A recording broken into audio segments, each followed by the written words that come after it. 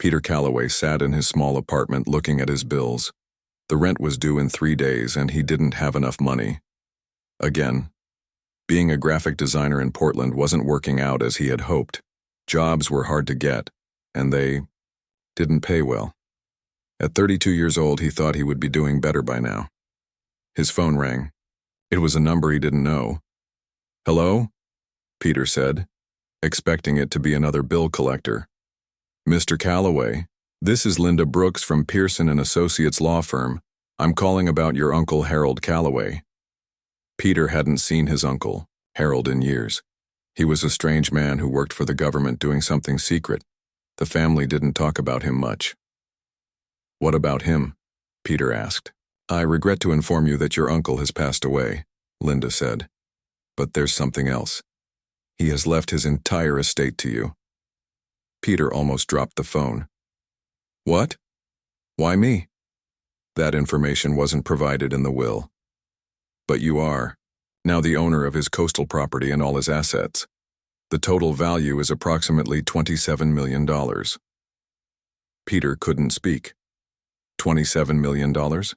It had to be a mistake. "Mr. Calloway? Are you there?" "Yes," Peter managed to say. "When can what do I need to do?" "You'll need to come to our office to sign some papers. Then the property and accounts will be transferred to your name." 2 days later, Peter drove his old car along the Oregon coast. The lawyer had given him the address and keys to his uncle's house. He still couldn't believe this was happening. The road curved around a cliff and suddenly he saw it. The house was huge, modern, with glass walls facing the ocean. It stood alone on a private stretch of coastline. Peter parked and walked to the front door. His hand shook as he put the key in the lock. Inside, the house was even more impressive. Clean lines, expensive furniture, and huge windows with amazing ocean views. "Hello?" Peter called out. The lawyer had said there was no staff, but the house was so big it felt like someone should be there. He explored the first floor, finding a kitchen with top-of-the-line appliances, a dining room that could seat 20 people, and a living room with a fireplace big enough to stand in. Everything was clean and looked barely used. On the second floor, he found bedrooms, each with its own bathroom. One room was set up as an office with computers and filing cabinets. Peter tried to turn on one of the computers, but it asked for a password. In the basement, things got strange. Instead of storage or a game room, Peter found what looked like a laboratory. There were machines he didn't recognize, computers with complex diagrams on their screens, and tools that looked like something from a science fiction movie. And in the center of the room was a large glass tube about 7 feet tall. Inside was a woman. Peter jumped back, his heart racing. Was this some kind of sick joke? Had his uncle been doing experiments on people? He moved closer carefully. The woman appeared to be sleeping. She was floating in a clear liquid with tubes connected to her arms.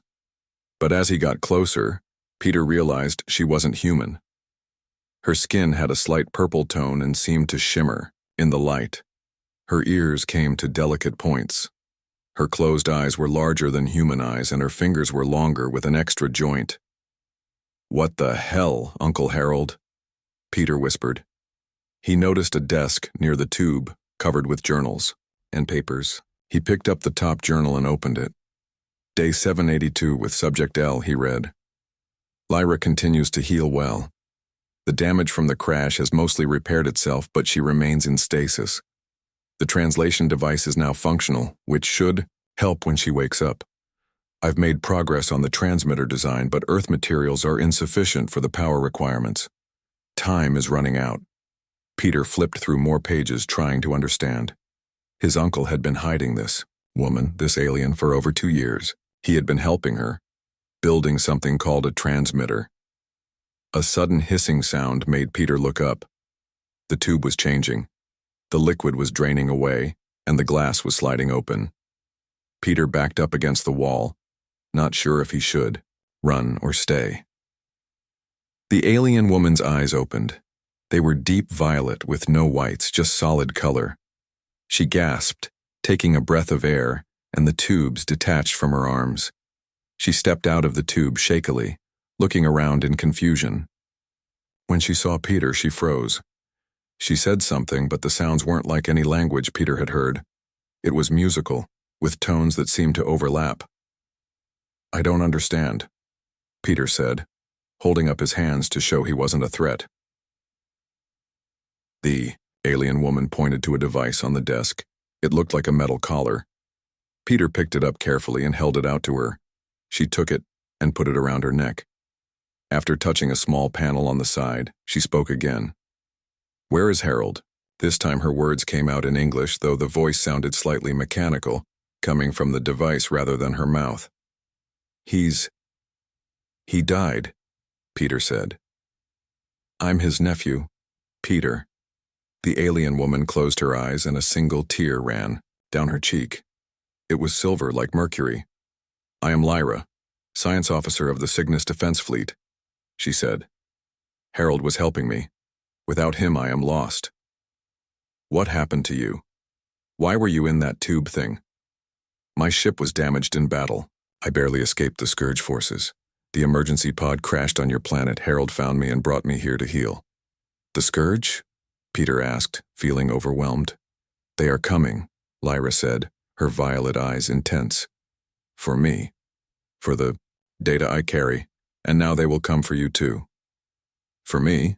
Why?" "Because you have inherited everything that was Harold's," she said, looking around the lab. "Including me." Outside, the sun was setting over the ocean. Peter didn't know it yet, but it was the last normal sunset he would ever see. By the next day, his life would change forever, and the fate of two worlds would rest on his shoulders. Lyra walked to one of the computers and touched the screen. It came to life without asking for a password. "We don't have much time," she said. "I must show you what your uncle discovered, what we were building together." Peter joined her at the computer, still not sure if he was dreaming. On the screen was a diagram of what looked like a satellite dish, but with strange components he didn't recognize. "The quantum transmitter," Lyra explained. "It will allow me to send a warning to my people." But it also revealed something terrible. She pressed another button, and the image changed to show a star map. "The Scourge fleet is not just coming for me," she said. "They have set course for Earth." The next morning, Peter woke up thinking it had all been a dream. The inheritance, the house by the sea, and especially the alien woman. But when he opened his eyes, he was in an unfamiliar bedroom with large windows showing the ocean. It had been real. He got up and found some of his uncle's clothes in the closet. They were a bit big, but they would work for now. He needed to go into town to buy his own things. "Lyra?" he called out as he walked downstairs. There was no answer. Peter checked the kitchen, the living room, and finally went down to the laboratory in the basement. There she was, working on something at one of the computers. "Good morning," Peter said. Lyra turned around. In the daylight coming through the small basement windows, he could see her better. Her skin wasn't just purple but had a shimmering quality that changed slightly as she moved, like the inside of a seashell. Her hair was silvery white and fell to her waist in waves. "The morning cycle has begun," she said through her translation device. "I have been analyzing the data your uncle collected. The situation is worse than I feared." "Can you explain everything to me?" Peter asked. "I'm still trying to understand all this." Lyra nodded. "I come from a star system you call Cygnus. My people are part of the Cygnus Collective, an alliance of worlds. For many cycles, we lived in peace, advancing our technology and exploring space." She touched the computer screen, bringing up an image of beautiful shining cities on a planet with 2 moons. "Then the Scourge found us. They are..." She paused, seeming to search for words. "They are consumers. They do not build. They only take. They move from world to world, using up all resources, then moving on." The screen showed dark insect-like ships surrounding a planet. "They attacked my homeworld 3 years ago by your time measurement. I was on a research vessel, studying ways to defend against them. We discovered a weakness in their hive-mind connection, but before we could use it, they attacked our ship." Peter sat down, trying to process what she was saying. "And you crashed here?" "Yes. Your uncle found my escape pod. He was a scientist for your government but had retired. He understood enough of my technology to help me heal and to start building a transmitter so I could warn my people about the Scourge weakness. What happens now? Peter asked. The transmitter is not complete. We must finish it. But first, we need supplies from your town, and I cannot go like this. She gestured at her obviously alien appearance. Peter thought for a moment. Wait here. He went upstairs and searched through the house until he found what he was looking for. A closet, full of women's clothes. They looked like they had never been worn, the tag still attached. My uncle thought of everything, Peter muttered as he grabbed some items and returned to the basement. Try these, he said, handing Lyra a hat, sunglasses, gloves, and a long dress with a high collar. And there's makeup upstairs that might help hide the color of your skin. 2 hours later, they were ready to go into town. Lyra looked almost human, if a bit overdressed. Her skin was covered with makeup that made her look tan rather than purple. The hat and sunglasses hid her eyes and the points of her ears. The gloves covered her unusual hands. Remember, Peter said as they got into his uncle's car, a sleek black luxury model. Don't talk to anyone. Let me do all the talking. The small coastal town was about 20 minutes away. Peter parked on the main street and they walked to a grocery store. As they shopped, Peter noticed how Lyra examined everything with intense curiosity. She spent 5 minutes looking at a display of fruit, gently touching each kind. We have similar food, she whispered to him. But the colors are different. They were almost finished shopping when a man bumped into Lyra, knocking her sunglasses askew. Sorry, miss, the man said, then froze when he saw her eyes. Lyra quickly fixed her sunglasses. No harm, she said through her translator. The man stared for a moment, then walked away, glancing back over his shoulder. We should go, Peter said, abandoning their shopping cart and leading Lyra quickly out of the store. Back at the house, Peter was quiet as he put away the few groceries they had managed to buy. You are worried, Lyra said. That man saw your eyes. What if he tells someone? Who would believe him? That he saw an alien buying groceries? Peter had to admit she had a point. Still, we should be more careful. That night, Lyra showed Peter more about her world. She had a small device that projected three-dimensional images in the air. It showed her home city with tall, graceful buildings that seemed to grow from the ground rather than being built. It's beautiful, Peter said. It was, Lyra replied, sadly. I do not know if it still stands. The Scourge may have taken it all by now. Peter looked at her. I'll help you finish the transmitter. We'll warn your people. Lyra placed her hand on his arm. Her touch was warm, slightly warmer than a human's. Thank you, Peter. Harold chose well when he made you his heir. I still don't understand why he picked me. We weren't close. He watched. You from afar. He said you had the right combination of skills and character. He said you were outside the box in your thinking. Peter laughed. That's a good way to describe my failed career. Not failed, Lyra said. Just waiting for the right challenge. They spent the next few days working on the transmitter. Peter discovered that his skills as a designer helped him understand the complex diagrams his uncle had left. Lyra was impressed by how quickly he learned. On the 5th day, as they were working in the lab, all the lights suddenly went out. Power failure? Peter suggested. No, Lyra said, her voice tight with fear. They have found us. She pulled Peter to a window. In the sky above the ocean, barely visible in the fading light, was a dark shape that didn't belong there. It was like a stain against the clouds with no definite edges. A Scourge scout ship, Lyra whispered. They can detect the energy signature of my technology. What do we do? Peter asked, feeling a cold knot of fear in his stomach. We must hide the key components of the transmitter. Then we run. They worked quickly, gathering the most important parts of the device they had been building. Lyra led Peter to a hidden panel in the wall of the lab, revealing a small room filled with weapons that didn't look human-made. Harold prepared for this, she said, handing Peter what looked like a gun, but lighter and with no visible trigger. Put your thumb here and think about firing. It responds to neural impulses. Peter took the weapon nervously. I've never used a gun before, alien or otherwise. Hope that you do not need to start now, Lyra said grimly. They packed what they could in backpacks, the transmitter parts, some of the weapons, and food. Lyra also grabbed a small metal box that she handled with extreme care. What's that? Peter asked. The reason they hunt me, she replied, but would say no more. As they prepared to leave through a tunnel that led from the basement to the cliffs behind the house, Lyra suddenly stopped. Peter, if we are separated, you must know this. The fate of both our worlds may depend on it. She took his face in her hands and pressed her forehead against his. Suddenly, Peter's mind was filled with images, knowledge, feelings that weren't his own. He saw star maps, technical diagrams, and glimpsed the true form of the scourge. Massive, insect-like creatures with too many limbs and eyes that glowed with cold intelligence. When Lyra pulled away, Peter gasped. What did you just do to me? I gave you what your uncle called a backup copy of the most critical data. If I am captured, you must complete our mission. Outside, they heard the sound of helicopters approaching. Quickly, Lyra said. They are coming. Peter and Lyra ran through the dark tunnel. It was narrow with rough walls that scraped their shoulders.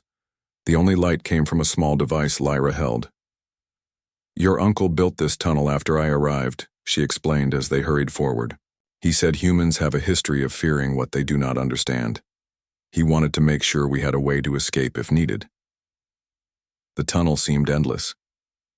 Peter's legs ached, and his lungs burned. Just when he thought he couldn't go any further, they reached a metal door. This should lead to the cliffs, Lyra said. From there, we can reach the road. She pushed the door open slowly. Cool night air rushed in. They stepped out onto a narrow ledge on the cliff face hidden by bushes. Far below, waves crashed against rocks. The sound of helicopters was louder now. Bright lights swept across the coastline, moving toward the house. Those aren't normal helicopters, Peter said, looking up at the strange shapes in the sky. They moved too smoothly, too quietly despite the noise they made. They are not your military, Lyra confirmed. They are Scourge scout crafts, disguised to look like your vehicles. The Scourge are masters of adaptation. They climbed carefully, along the cliff path. It was dangerous in the dark, but the alternative was worse. After about 20 minutes, they reached a spot where the path widened and joined a dirt road. Which way? Peter asked. Lyra closed her eyes for a moment. South. There is someone there. Someone Harold trusted. They followed the road south, staying just inside the tree line to avoid being seen. After walking for what felt like hours, they saw lights ahead, a small house set back from the main road. Here, Lyra said. This is the place in Harold's memories. You can see his memories? Only what he shared with me before he died. He knew this might happen. They approached the house cautiously. It was a simple cottage with a well-tended garden. An old pickup truck was parked outside. Peter knocked on the door. For a long time, nothing happened. Then a light came on inside and the door opened a crack. Who's there? A woman's voice asked. My name is Peter Calloway. I'm Harold Calloway's nephew. He told me to come here if there was trouble. The door opened wider. A woman in her 50s stood there holding a shotgun. She had gray hair pulled back in a ponytail and wore flannel pajamas. Harold's nephew? She looked at Peter closely, then at Lyra, who was still disguised with her hat and glasses. He said someone might come, said I'd know it was serious if they used the tunnel. She lowered the shotgun. I'm Kate. Kate Miller. Come in quickly. Once inside, Kate locked the door and closed all the blinds. The house was cozy, filled with books and handmade furniture. Harold and I worked together at the research facility years ago, Kate explained as she made coffee. Before all this alien business. You know about that? Peter asked, surprised. Harold told me enough. Kate looked at Lyra. You can take off your disguise, honey. I know what you are. Lyra removed her hat, glasses, and gloves. Kate didn't seem shocked by her appearance. "Harold showed me pictures," she said, "though they don't do you justice. The shimmer of your skin doesn't come through in photos." "Thank you for helping us," Lyra said. "What happened?" Kate asked. Harold said he was making progress. Peter explained about his uncle's death and the inheritance. Then tonight, the Scourge found us. Kate's face grew serious. "They're here sooner than Harold predicted. He thought we had more time." "We need to finish building the transmitter," Lyra said. "Did Harold leave anything with you?" Kate nodded. "In the basement. He brought equipment here every few weeks, said it was insurance." She led them down to her basement. Unlike the rest of the house, which was homey and a bit cluttered, the basement was organized like a small laboratory. Workbenches lined the walls, covered with tools and electronic components. In the center was a large metal table. "Harold said if anything happened to him, you would know what to do with all this," Kate said to Lyra. Lyra examined the equipment. "This is perfect. He brought the hardest to replace components here. We can finish the transmitter." "How long will it take?" Peter asked.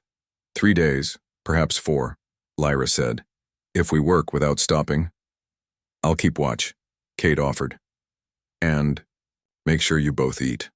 You look like you've been through hell." For the next 2 days, Peter and Lyra barely slept. They worked constantly on the transmitter, following the plans in Lyra's mind and the notes Harold had left. Kate brought them food and coffee and kept watch from the windows. On the morning of the 3rd day, Kate rushed into the basement. "There's a news report you need to see," she said, turning on a small TV in the corner. The screen showed a reporter, standing on the coast with the burnt remains of Harold's house in the background. "Authorities are saying the fire was caused by an electrical malfunction. The house belonged to former government scientist Harold Calloway, who died last month. His nephew, Peter Calloway, recently inherited the property but has not been seen since the fire. Police are asking anyone with information to come forward." "They're looking for us," Peter said. "Not the police," Lyra corrected. "The Scourge. They use your authorities as cover." "How would they do that?" Kate asked. "They can take human form," Lyra explained. "Not perfectly, but well enough to fool most people. They infiltrate key positions first: military, government, police. Then, they prepare for the larger invasion. So we can't trust anyone," Peter said. "Only those we know are human," Lyra agreed. "Like Kate." Kate looked grim. "I have some friends from the old days. Scientists who worked with Harold and me. People we can trust. I'll make some calls." By that evening, the transmitter was almost complete. It looked like a satellite dish, but with strange additions that glowed with a soft blue light. "We need to test it," Lyra said. "But using it will alert the Scourge to our location." "So we get one shot at this?" Peter asked. "Yes. We must be ready to leave as soon as the transmission is sent." Kate returned from making her calls. "I reached 3 of our old team. They're all seeing strange things happening. Military movements that don't make sense, people disappearing. One of them, Gina Porter, says she's been collecting evidence. She wants to meet us." "It could be a trap," Peter warned. "Gina saved Harold's life once," Kate said. "If we can't trust her, we can't trust anyone." They agreed to meet Gina the next day at an abandoned quarry about 30 miles away. It was remote and had no surveillance cameras. That night, while Kate slept and Lyra made final adjustments to the transmitter, Peter sat on the porch watching the stars. Lyra joined him after a while. "Your world is beautiful," she said, sitting beside him. "Different from mine, but beautiful in its own way." "I wish I could see your world," Peter said. Lyra was quiet for a moment. "You could, you know, when this is over. If we succeed, my people would welcome you. Harold planned to come with me." "He did?" "Yes. He said there was nothing left for him here. His work, his real work, was classified. No one would ever know what he accomplished. On my world, he would be honored as a hero."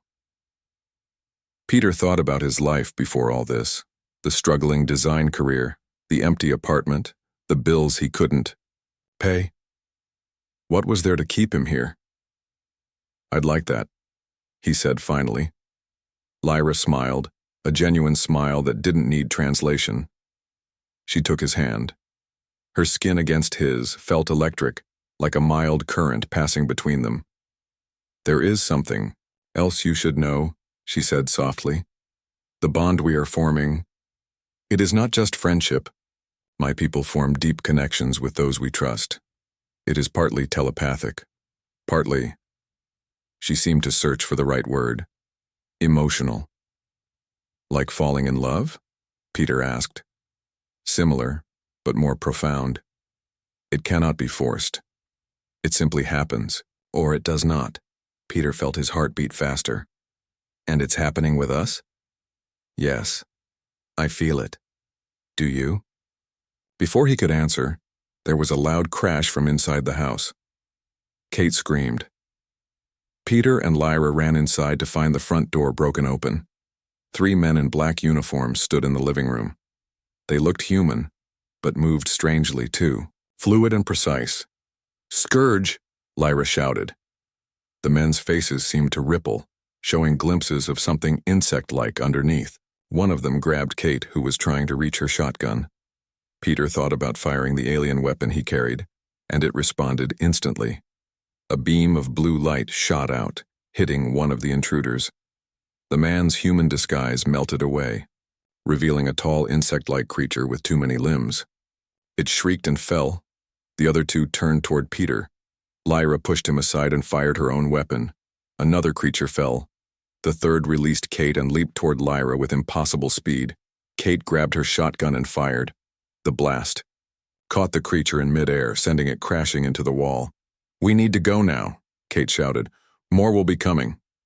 They grabbed the transmitter and their few belongings and ran to Kate's truck. As they drove away, more black vehicles appeared on the road behind them. "The quarry," Kate said. "We'll meet Gina there. It's our only chance." Peter looked back at the house where they had found brief sanctuary. In the darkness, more shapes were emerging.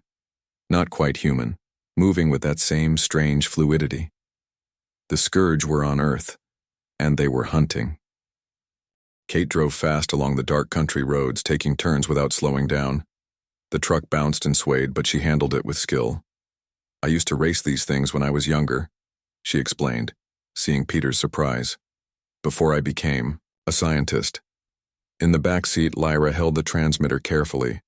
It was their only hope of warning her people and possibly saving Earth.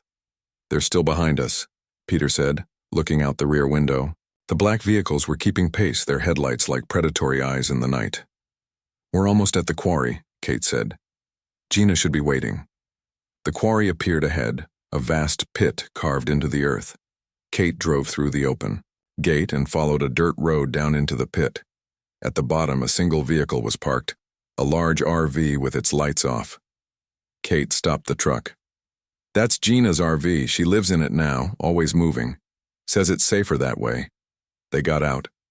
Cautiously, Peter carried his alien weapon ready to use it again if needed. "Gina?" Kate called out. "It's Kate. I brought them." The door of the RV opened and a woman stepped out. She was short, with dark skin and short gray hair. She wore cargo pants and a denim jacket with many pockets. "Kate," she said, coming forward to hug her old friend.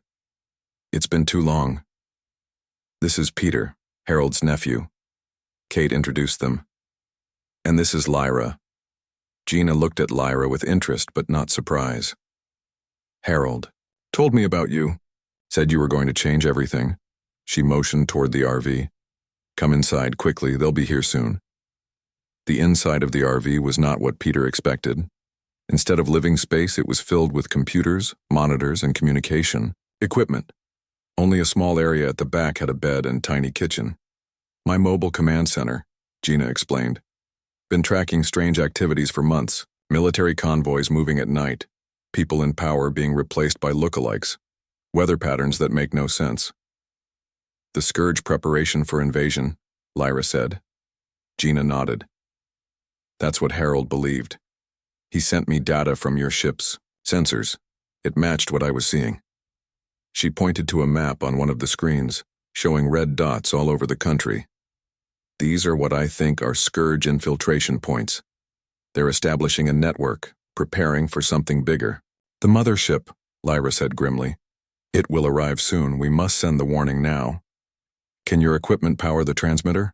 Kate asked Gina. I've got a generator that might do it, but we need height for the best signal. The quarry walls block too much. The observation tower, Kate suggested, pointing to a metal structure at the edge of the quarry. It's old, but it should hold the transmitter. They gathered what they needed, the transmitter, cables, and power sources. As they prepared to leave the RV, they heard vehicles approaching.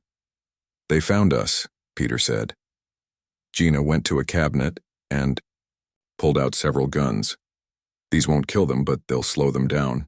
Harold and I developed special ammunition after he showed me what we were dealing with. She handed weapons to Kate and Peter. Aim for the joints if their disguise drops. That's where they're vulnerable. The tower's our only chance, Lyra said. We must reach it. They left the RV and ran toward the observation tower carrying their equipment. Behind them, black vehicles were entering the quarry, moving in formation like a hunting pack. The tower was old and rusty with a metal staircase winding up its side. They climbed quickly, Peter and Gina carrying the transmitter while Kate and Lyra followed with the power source. At the top was a small platform, barely big enough for the four of them and their equipment. They set up the transmitter, connecting it to the power source. How long will this take? Gina asked, looking down at the vehicles now parked at the base of the tower. Minutes to power up, seconds to send, Lyra replied, working quickly. But I must focus completely on the transmission. You must protect me.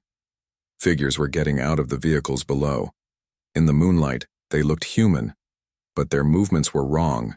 Too smooth, too coordinated. Here they come, Kate said, raising her gun. The figures began to climb the tower, moving with inhuman speed. Peter, Kate, and Gina formed a circle around Lyra, who was now connecting the final components of the transmitter. It began to hum and glow with blue light. The first of the scourge reached the platform. Up close, its disguise was better than the ones at the house. It looked almost perfectly human, a man in a black suit with dark sunglasses despite it being night. But its smile was wrong, too wide, the teeth too sharp. Give us the alien, it said, its voice oddly flat. She belongs to us. She doesn't belong to anyone, Peter replied, raising his weapon. The scourge agent lunged forward. Peter fired, hitting it square in the chest. Its disguise flickered, showing glimpses of chitin and too many limbs before it fell back down the stairs. More were coming. Kate and Gina fired their special ammunition, which made the creatures shriek when hit. But there were many of them, and only 3 defenders. Almost ready, Lyra called out, her hands moving over the transmitter's controls. A scourge agent got past Peter and grabbed Lyra's arm. Its disguise dropped completely, revealing a nightmare creature, tall and insect-like, with multiple arms, and a head that was mostly eyes and mandibles. Peter tackled it, pulling it away from Lyra. They fell against the platform railing. The creature was incredibly strong, its limbs wrapping around Peter like steel cables. The genetic key! It hissed in his ear, its voice no longer human at all. Give us the key. Peter struggled to break free. The creature lifted him, about to throw him off the tower. Then a shot rang out and the creature jerked. Gina had fired directly into its head. It released Peter and staggered back. Now, Lyra, Kate shouted. Do it now. Lyra activated the transmitter. It hummed louder. The blue glow intensifying. A beam of light shot upward into the night sky, so bright it turned night into day for a moment. All around the tower, the scourge agents froze. Their disguises flickered and failed, revealing their true forms. They made a strange, high-pitched sound that hurt Peter's ears. It's working, Lyra said, her voice strained. The transmission is interrupting their hive connection. The beam continued for several seconds, then faded. Lyra slumped forward, exhausted. Did it work? Peter asked, going to her side. Did the message get through? Yes, Lyra said weakly. My people will receive it. They will know about the scourge. Weakness now. Below, the scourge agents were recovering. Some were retreating to their vehicles while others continued climbing, though more slowly now. We need to move, Gina said. The transmission will have alerted others. They'll send more forces. Where can we go? Kate asked. They'll find us, anywhere. I have a plan, Lyra said, standing up with Peter's help. But we need to reach a specific location, a place where the barrier between worlds is thin. What do you mean? Peter asked. Your uncle found it. A place where dimensions overlap slightly. With the right equipment, we can open a portal to my world. A portal? Is that even possible? Gina asked. With your physics, no. With mine, yes. But we need what's in here. Lyra held up the small metal box she had been carrying since they fled the house. This contains a piece of my ship's drive. Core, it can bend space-time. More Scourge agents were reaching the platform. Kate and Gina fired, keeping them back. We're out of ammunition, Kate said after a few more shots. Then we jump, Lyra said. Jump? Peter looked over the railing. It was at least a 60-foot drop. Trust me, Lyra said, taking his hand. She pulled the small box open. Inside was a crystal that glowed with inner light. She pressed it against the platform floor and it melted into the metal, spreading like liquid light. Everyone hold on to me, she commanded. Peter, Kate, and Gina gathered close, touching Lyra's shoulders or arms. The Scourge agents were nearly upon them. Close your eyes, Lyra said. Peter closed his eyes. He felt a strange sensation, like the world was stretching around him. There was a moment of weightlessness, then a feeling of falling, but slowly, as if through water. When he opened his eyes, they were at the bottom of the quarry, near Gina's RV. The Scourge agents were still at the top of the tower, looking down in confusion. How did you do that? Kate asked, amazed. The crystal creates a temporary fold in space, Lyra explained, but it was small and will not work again. We must go now. They rushed to the RV. Gina got behind the wheel and started the engine. They drove out of the quarry as the Scourge agents began descending the tower. Where are we going? Gina asked. North, Lyra said. To the place your people call Crater Lake. The portal site is there. As they drove through the night, Peter sat with Lyra in the back of the RV. She was tired, her skin less vibrant than before. The transmission took much of my energy, she explained. But it was worth it. My people will come now.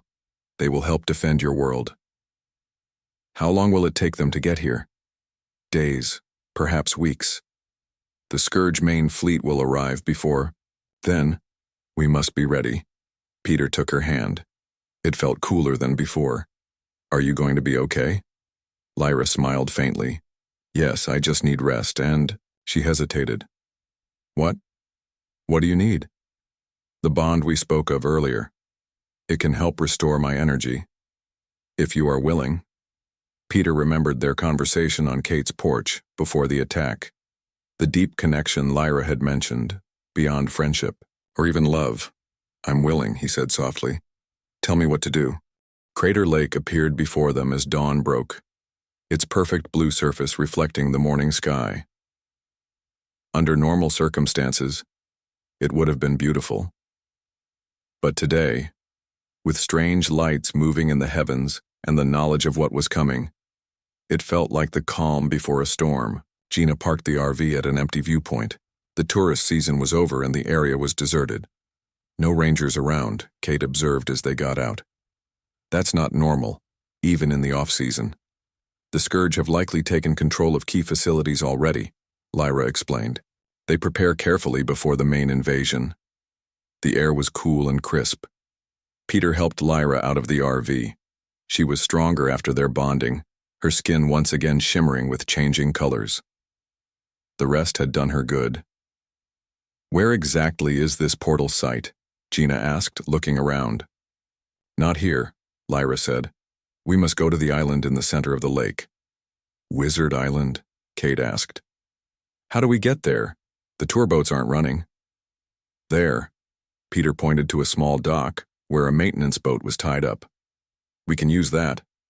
They gathered what equipment they had left and made their way down to the dock. The boat was small but would fit all four of them. I can operate this, Kate said, examining the motor. It's similar to ones we used in field research. As they loaded their gear, Peter noticed something strange. The surface of the lake near Wizard Island seemed to be moving differently than the rest, as if the water was flowing upward. "Lyra, look," he said, pointing. She stared at the phenomenon, her expression serious. "The thinning has already begun.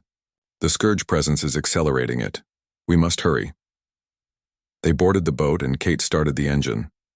As they moved across the lake, Peter kept watch for any signs of pursuit. The sky was now filled with what looked like unusual cloud formations. But he knew better, Scourge ships hiding in plain sight. "If they control the park, why haven't they stopped us?" he asked Lyra.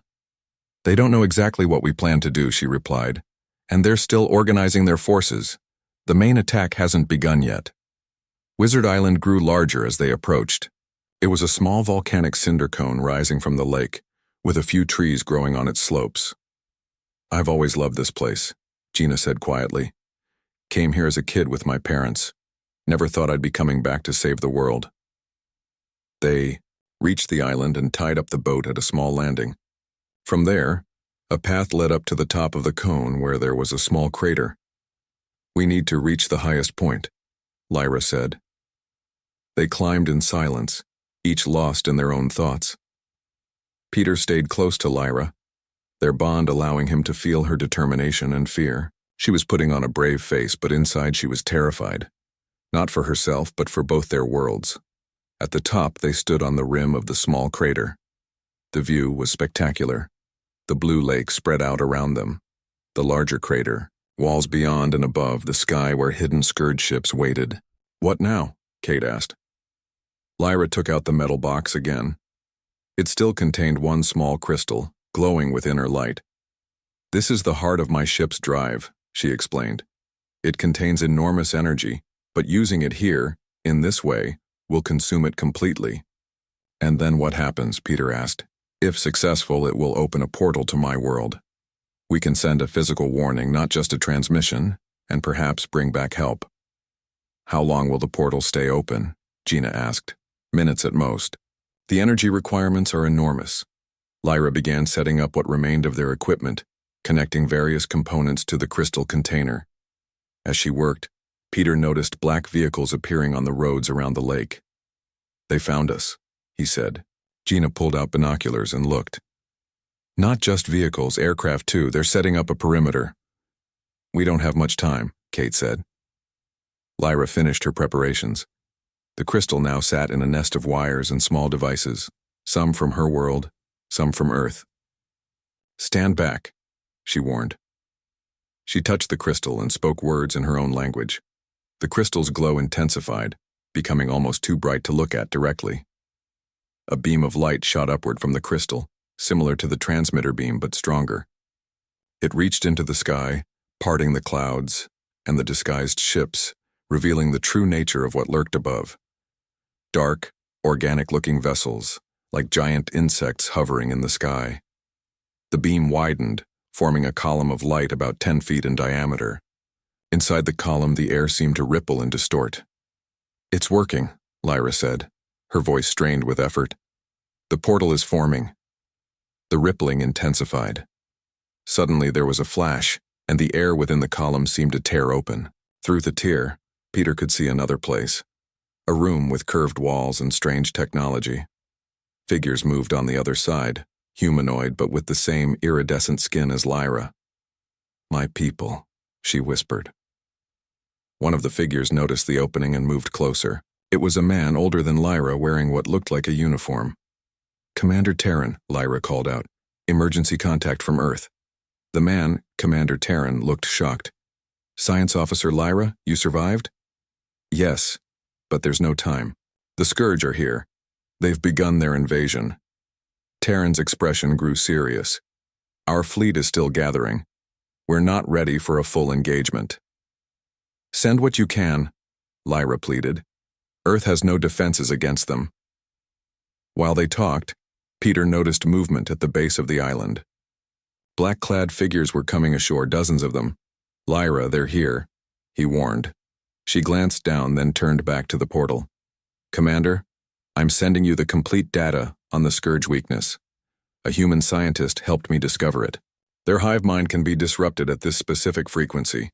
She held up a small device, a data storage unit from her ship. Take this. It contains everything you need. She tossed the device through the portal. Terran caught it. We'll come as soon as we can, he promised. Hold them off if possible. There's something else, Lyra said quickly. The human who helped me, I've bonded with him. He carries part of the knowledge too. Terran looked surprised, then nodded. Then he must be protected at all costs. He looked directly at Peter. We will come for you both. The portal began to flicker. The energy is failing, Lyra said. We don't have much time. What's the plan now? Gina asked, watching the Scourge agents climbing toward them. Lyra looked at Peter, then at Kate and Gina. You three must escape.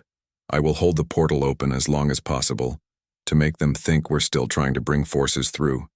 It will keep them focused here.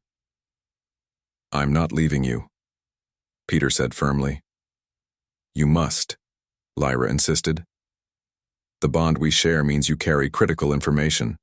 If I'm captured, they can't get it from me because it's also in you. Then we all stay and fight, Kate suggested. Lyra shook her head. No, the portal is already failing. But I can use the remaining energy to create a diversion. The Scourge agents were halfway up the slope now, moving with that unnervingly fluid grace. There's a path down the other side, Gina said. Less steep. We could reach the boat if we hurry. Lyra put her hands on Peter's shoulders. You must go.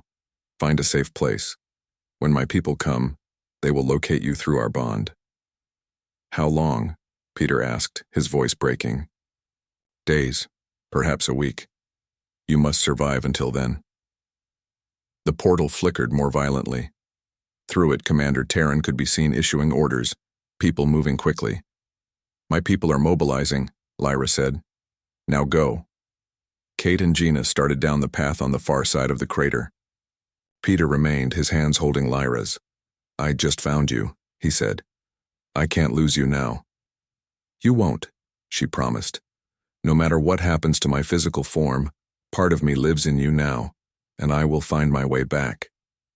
She kissed him, a brief touch of her lips against his. It sent a jolt of energy through him, strengthening their bond. Now go, she said, pushing him away. Live, for both of us. Peter reluctantly backed away, then turned and ran after Kate and Gina. As he reached the crater rim, he looked back one last time. Lyra stood by the failing portal, her hands raised toward the crystal. Its glow had spread to her, making her skin shine like a star. The Scourge agents had almost reached the top. With a final surge of power, the crystal's light intensified blindingly. Peter had to shield his eyes. When he could see again, the top of Wizard Island was obscured by a dome of swirling energy, with Lyra at its center. The Scourge agents that had reached the top were caught in the energy field. Their disguises burnt away, revealing their true insectoid forms as they struggled. Peter ran down the path, catching up with Kate and Gina. They reached a small cove where an emergency boat was hidden under branches, another of Uncle Harold's preparations. They pushed it into the water and climbed in. As Gina started the motor, Peter looked back at the island. The dome of energy was expanding, covering more of the island. Within it, shapes moved, but he couldn't see Lyra anymore. What's happening? Kate asked as they sped away. I don't know, Peter admitted. But I can still feel her. She's alive. They reached the shore and abandoned the boat, running to where they'd left the RV. Scourge vehicles were converging on the lake, but none had reached their location yet. Gina drove fast along back roads, avoiding main highways. None of them spoke for a long time, each processing what had happened. Finally, Kate broke the silence. Where do we go now?